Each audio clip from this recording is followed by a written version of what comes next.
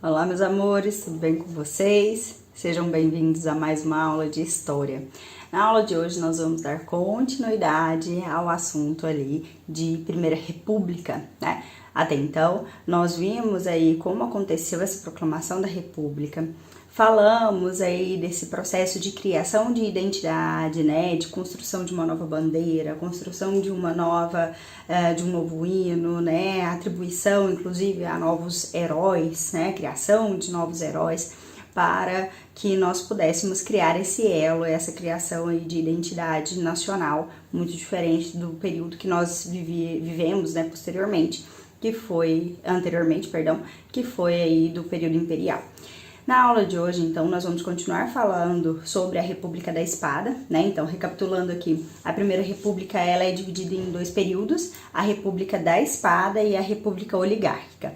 A República da Espada é do período desde a proclamação da República em 1889, né? Temos um momento aí provisório em que o Deodoro da Fonseca também vai estar ao poder, depois ele é eleito indiretamente e permanece ali no poder por pouco tempo, ele abdica, né, ele sai, ele renuncia, na verdade, o termo correto é renunciar, ele renuncia ao cargo e assume, portanto, o seu vice, que é o Floriano Peixoto, né, e aí o Floriano Peixoto também, por ser um militar, dá um nome a esse período de República da Espada, e ele vai ficar no poder até 1894, então passa a ser o nome aí, né, desse período de República da Espada por conta de dois militares terem aí estado no poder durante esse período, tá? Depois que acaba isso, chama-se República Oligárquica. Na aula de hoje nós vamos ver as revoltas que aconteceram durante esse período da República da Espada.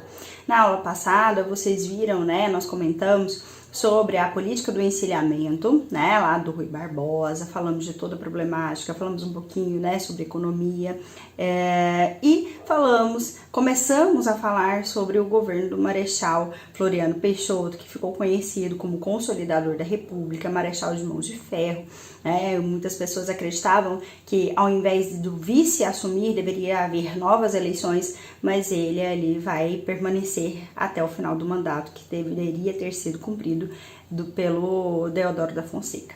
Vamos para a nossa apresentação para a gente seguir a nossa linha de raciocínio, tá bom? Nós paramos aqui nessa tela falando aqui sobre o Deodoro da Fonseca renunciando ao cargo de presidente da República e o Marechal Floriano Peixoto sendo reconhecido como Marechal de Ferro, né? Enfim, nós falamos aqui sobre algumas características e a última coisa que nós falamos foi a primeira revolta armada. Tivemos duas revoltas armadas, mas aqui é interessante, meninos, deixar claro que muitas vezes nos vestibulares, quando eles falam de revolta da armada, eles estão falando da segunda, tá? Que nós vamos ver daqui a pouco. Então prestem bastante atenção nisso. Nós vamos fazer algumas questões na próxima aula sobre esse período, né? Sobre a consolidação da República, sobre essa República da Espada, que talvez vá deixar mais claro essa definição aí e esses conceitos, essas revoltas, né? A revolta da Armada, a primeira revolta da Armada, a segunda revolta da Armada. Mas em vestibulares, geralmente, quando eles falam revolta da Armada, eles querem dizer a segunda, beleza? Na primeira revolta da Armada, até por ser algo mais pacífico, né? O que acontece é que apenas 13 generais enviam ao presidente uma carta manifesto exigindo novas eleições, que é aquela questão que nós falamos agora há pouco, né? Que eu comentei com vocês, que eles acreditavam na necessidade de haver novas eleições, porque o espaço de tempo, né, que o Deodoro da Fonseca ficou no poder foi muito curto e, de acordo com a Constituição, deveria ser convocadas novas eleições ao invés do vice assumir. O que não acontece porque o Marechal Floriano Peixoto permanece ali. Então esse é um dos motivos dessa revolta, essa insatisfação, principalmente desses generais, porque eles queriam a convocação de novas eleições, tá?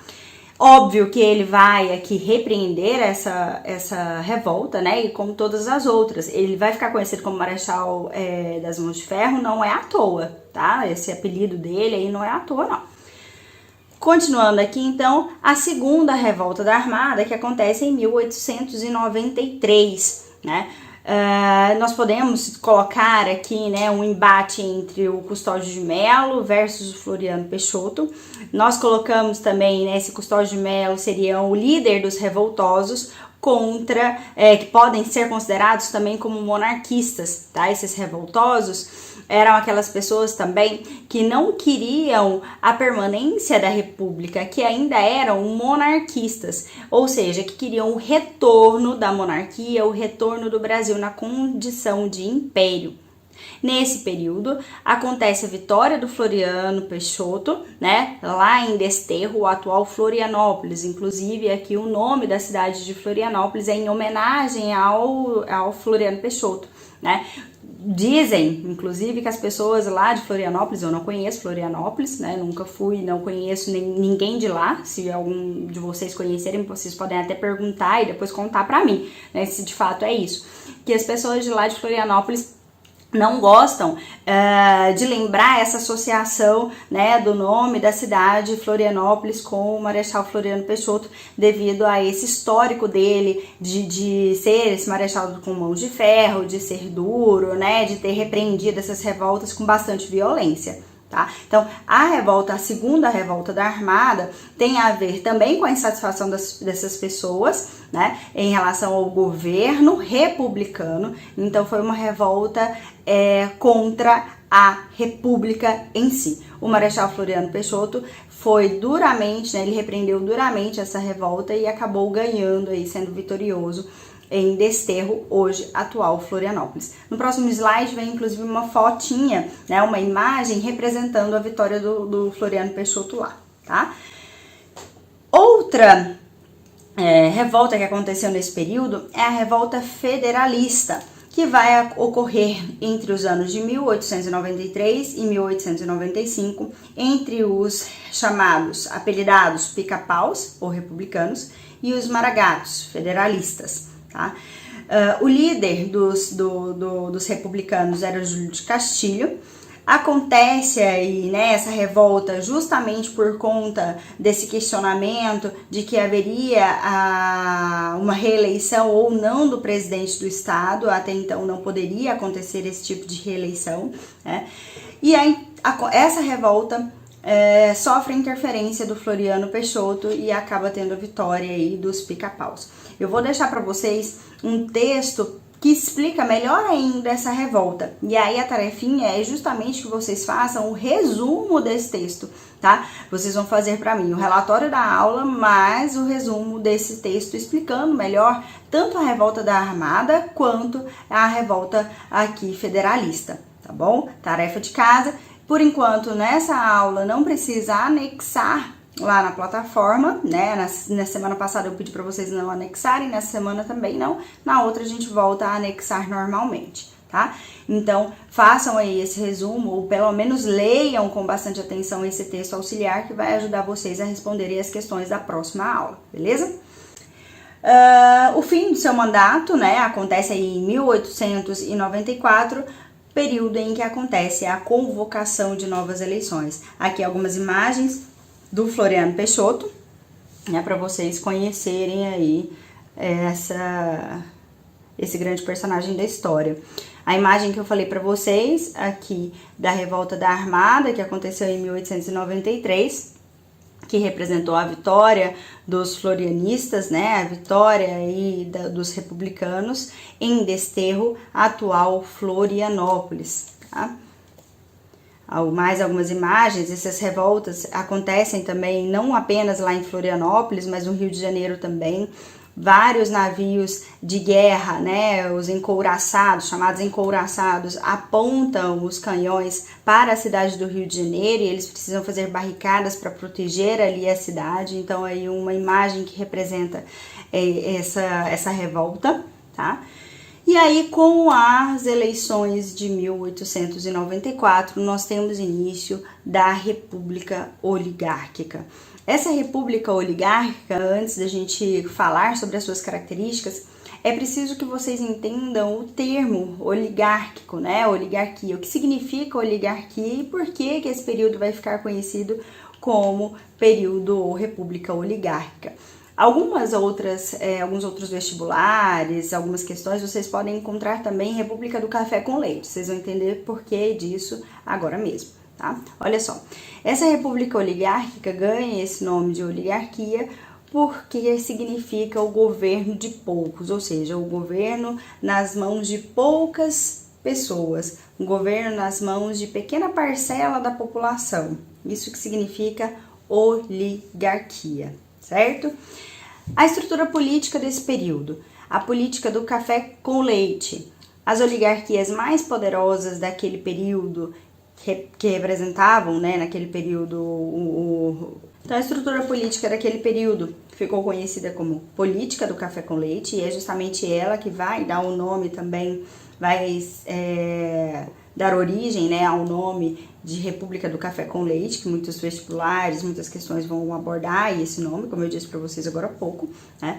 Isso significa que as oligarquias, ou seja, os estados mais poderosos daquele período do país, que eram São Paulo e Minas Gerais, alternavam-se na presidência da República. Então, ora um paulista era presidente, ora um mineiro era presidente, né? E isso acontecia nesse esquema de revezamento do poder. Então, as duas principais oligarquias do país naquele período, que era São Paulo e Minas Gerais. Nos próximos slides, inclusive, nós vamos ver algumas charges que envolvem esse período aí também, falando sobre essa alternância no poder dessas oligarquias, tá? Por que esses dois estados eram poderosos naquele período? Porque a maioria das pessoas acreditam, né, no senso comum, de que é porque São Paulo produzia café e Minas Gerais leite, por isso política do café com leite, né? Porque Minas Gerais produzia e era forte em laticínios. Ela era forte em laticínios? Sim, mas o apelido não é por conta disso, não é porque... não que o apelido não seja por conta disso, mas o revezamento, o fato de Minas Gerais ser poderosa, não é simplesmente porque ela produzia laticínios, mas também porque ela era uma grande produtora de café, né? Que era o grande produto, o grande carro-chefe da economia brasileira daquele período.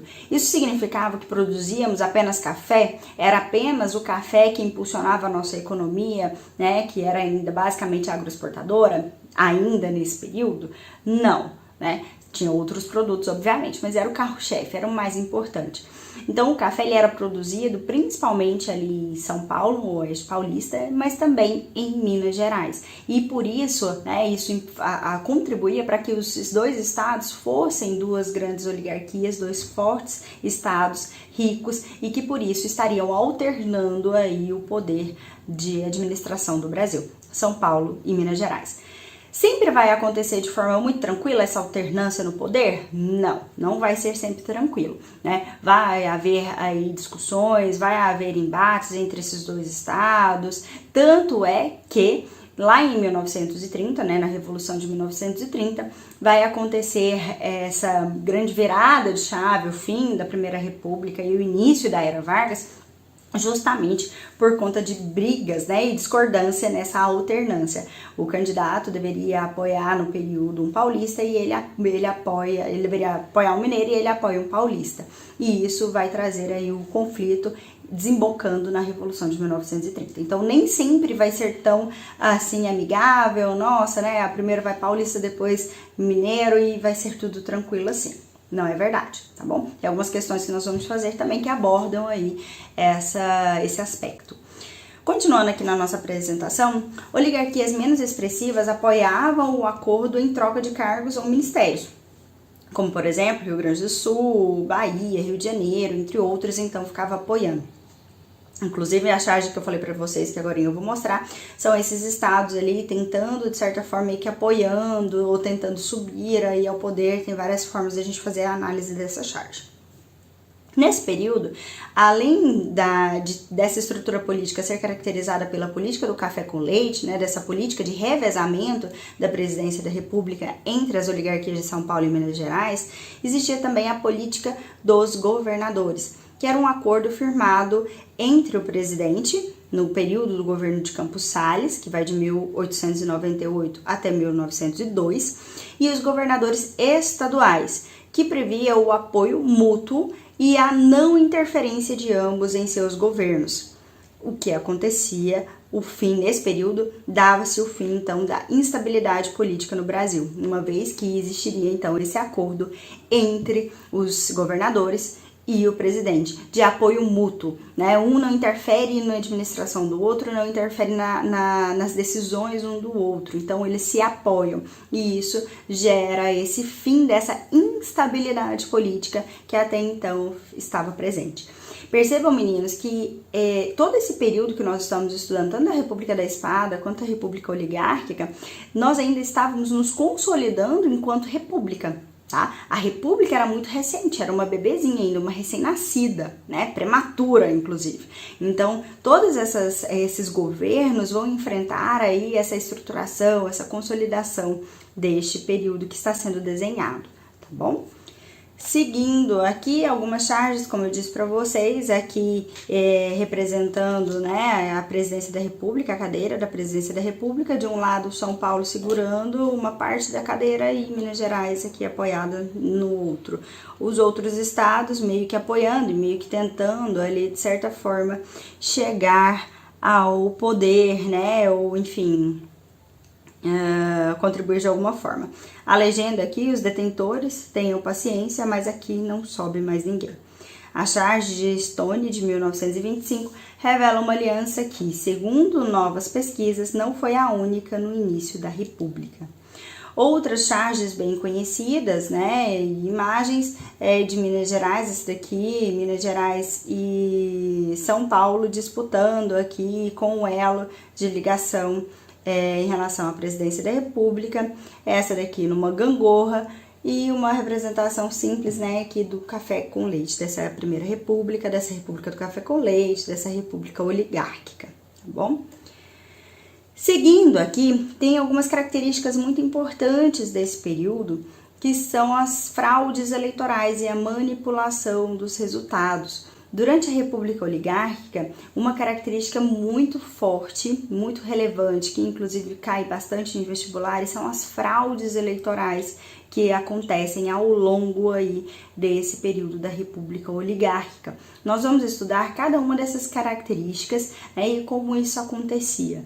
Mas isso vai ficar para a próxima aula, porque nos minutos restantes aqui dessa aula eu quero que vocês leiam o texto que eu coloquei lá em anexo da atividade de vocês, e que façam o resumo que, como eu disse lá atrás, leiam com bastante atenção, porque vai ajudar vocês a responder as questões que eu vou colocar na próxima aula aí, para vocês responderem no Google Forms, tá bom? Espero que vocês tenham entendido. Qualquer dúvida, mande mensagem que a gente vai conversando, tá bom? Grande beijo e até a próxima. Tchau, tchau.